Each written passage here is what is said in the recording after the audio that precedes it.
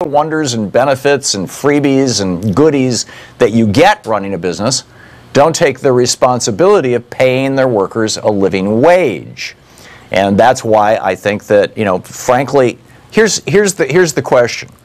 Should the government, federal and state, by the way, both federal and state governments are doing this, continue to subsidize low-wage employers? I guarantee you, if these social safety net programs, Medicaid, or the parts of Medicaid that are available to low-wage workers, if Medicaid went away, if housing support went away, if earned income tax credits went away, if food stamps went away, if these programs went away, employers would be feeling the heat.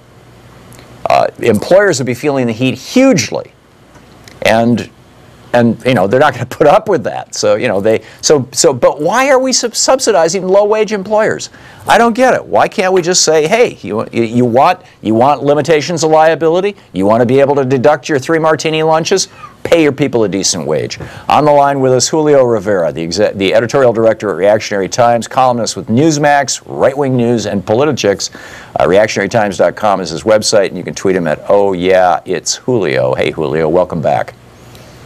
Hey, Tom. I couldn't help but come up with a couple of things just listening to you right there. First of all, employers aren't necessarily getting goodies. I mean, there are legitimate business expenses which are, you're allowed to write off.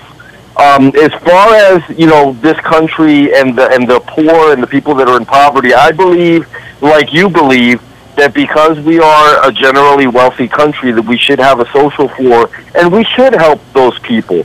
But what we should do is we should require some semblance of a work requirement in order for people to qualify for these programs. Yeah, but that assumes work. Julio, these people are not on drugs, hang on things like that. Julio, that assumes that work is available. What do you do when capitalism fails, number one? Well, but let me tell you something. The reason capitalism is failing is because of the way that our taxation system is now. The tax reform bill and bringing down corporate taxes is going to cause a large amount of hiring, which is going to create more opportunities for people. No, it's going to cause a lot of distributions of dividends and things. But the fundamental question here, Julio, and I don't know if you and I disagree on this or not, is why do we have an economy in the first place? Because it seems to me that all of our decisions about whether we're subsidizing Walmart by providing their employees with food stamps, or whether we're choosing not to subsidize Walmart, but all of those come down to one simple question, which is why? Let me work at Walmart. Let me finish my question, Julio. Work more. Julio, let me finish my question. I'm offering this to you. Why do we have an economy? The economy is a construct of government, right? Government provides the dollars and a stable banking system. The government provides dollars and a stable banking system. Government provides the rules for an economy. You can't commit fraud. If you do, you go to jail. You do a Ponzi scheme. You do basic rules. So why does government create an economy? What's the whole point and purpose of government creating an economy? Well, that's kind of a loose and kind of a crazy question there. Well, let me take it. There's the way I put it, like Tom, right? And I want to get to the gist of what you're getting at. And you had mentioned previously the Bernie Sanders backed bill. I look at it like this. These people, and we're talking about right now. Currently, we're in the process of trying to put forth some major tax reform. The people that you're referring to here that are living in poverty are people that just, first of all, they don't even contribute to that system. They're not even paying taxes.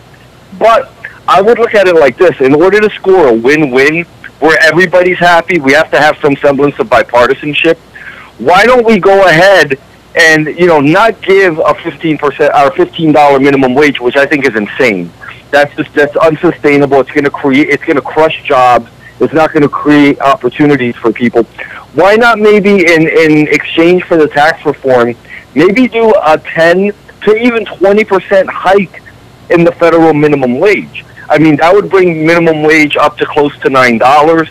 I think that that's something that's reasonable. Well, this was Julio. This was a lot of minimum wage jobs, but Julio, that was Obama's logic. Above minimum wage, so I don't think it's really going to make a lot of. Julio, that was have a negative effect on hiring. That was Obama's logic, and that's why he proposed. I think it was a $10.10 minimum wage, because it was right at the point where if you earn that, you no longer qualify for food stamps. It was just above that, and or maybe it was $11, whatever it was. I don't remember the exact amount. But the answer, my answer to my own question, why do we have an economy, is to benefit the people, right? It's not to benefit the fat cats. It's not to benefit transnational corporations like GE that do more business outside the United States than inside the United States. It's not to benefit Apple so they can keep $100 billion offshore. It's to benefit the people.